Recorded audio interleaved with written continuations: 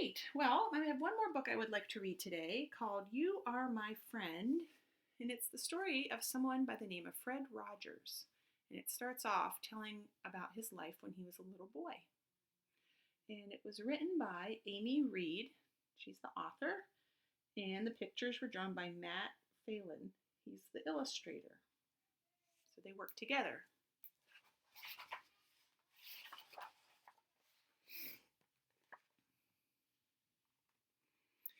In the springtime, when everything was growing and green, Freddie Rogers had to stay inside. Flowers made him sniffle, plants made him sneeze. Freddie had allergies. Freddie had other illnesses too. He spent many days in bed. Sometimes he had to stay inside for weeks at a time. Being sick made it hard to make friends. Does he look lonely?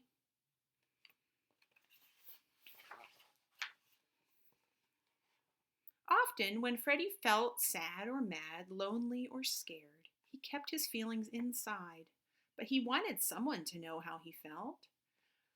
Freddie found that he could talk about his feelings with puppets.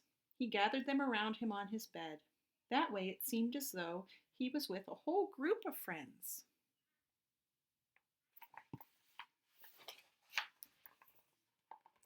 When Freddie went to school, sometimes he was teased. Neighborhood boys yelled mean words at him and chased him down the street. How do you think he feels? You see him running away?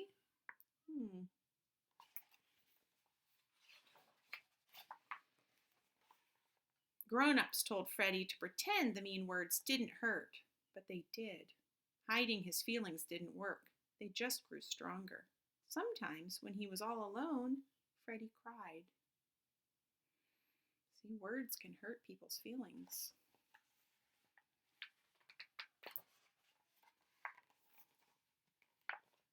Freddie found it difficult to speak about his feelings, but he learned he could express them on the piano. If he was angry, he played loud, low notes that sounded like thunder. He played high, sweet notes for happiness. Freddie felt better after he shared his feelings through his music. That's a good idea. Right? We've talked about ways that we can express our anger if we're feeling mad, right? We can stomp our feet, we can hit a pillow, we can take deep breaths. So it looks like Freddie found a way that works for him by playing the piano. Banging on a drum might be a good idea too. Freddie's mother gave him a way to deal with his worried feelings. She told him to look for people who were helping. Freddie began to look for helpers right in his own neighborhood. He liked to visit Mama Belle Frampton. She welcomed him and showed him how to make toast sticks all by himself. Freddie liked the good feeling of learning something new from his neighbor.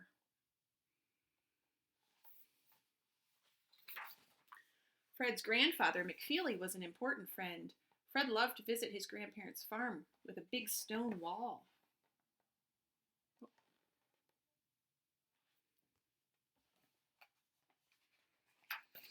One day, Fred went into the room. Excuse me. Move this way so you can see it better. One day, Fred went into the room where all the adults were talking. No one looked his way. Fred asked if he could walk on the big stone wall. Then everyone looked his way. Most of the grown-ups said, "No, you might get hurt." But Grandpa McFeely said, "Yes." Fred climbed and walked, and he even ran on the wall.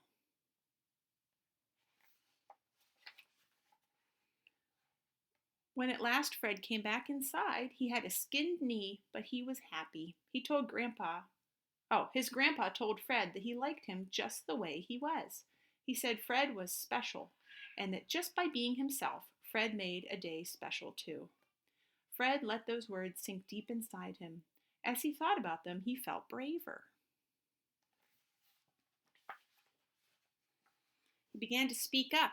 He tried new things. He reached out and made friends, even with people who weren't like him.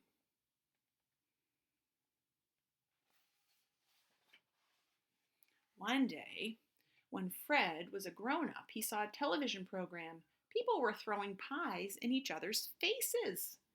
Fred did not like the pie throwing, but he thought television could be wonderful. What if, instead of showing people fighting, TV could show people helping one another? Right then, Fred decided that was what he wanted to do. Fred created a television show for children. He remembered all the people who had helped him as he was growing up. He thought of his neighbor, Mama Belle Frampton, who was always glad to see him. He wanted to share that good feeling with children everywhere. Fred wrote a happy, welcoming song to sing at the beginning of each show. He called his program Mr. Rogers' Neighborhood, and he called the people who watched it his neighbors. At first, Fred felt shy to be in front of the camera, but he found out that his grandpa was right. Just by being himself, Fred made his show special. Fred told stories with puppets. He played music that he wrote. He invited helpers to show what they liked to do or explain how things worked. Fred took his television camera to visit a farmer who had milk cows. He asked a friend to show how people dig with big machines. Another helper played the cello, and another shared how to cook.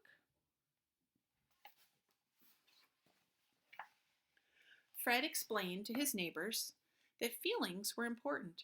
You could talk about them, or you could show your feelings in other ways. If you were mad, you could pound clay or run really fast. If you were sad, you could sing a song soft and low. If you were happy, you could dance.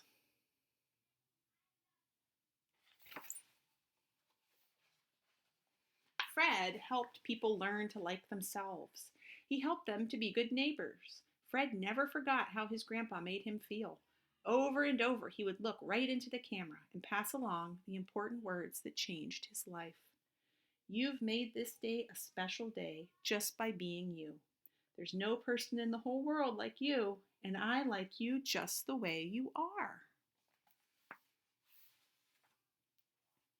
So in the book, he talks about his feelings and that sharing your feelings actually helps the feelings pass quicker than if you just keep them all inside.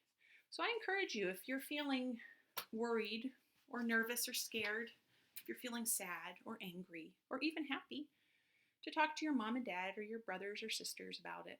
And sometimes even just talking about the problem helps the problem go away or become better. Okay, well, I hope everyone has a wonderful St. Patrick's Day, and I will see you tomorrow. Well, not see you, but I will send you another message tomorrow. I miss you, and I hope to see you around soon.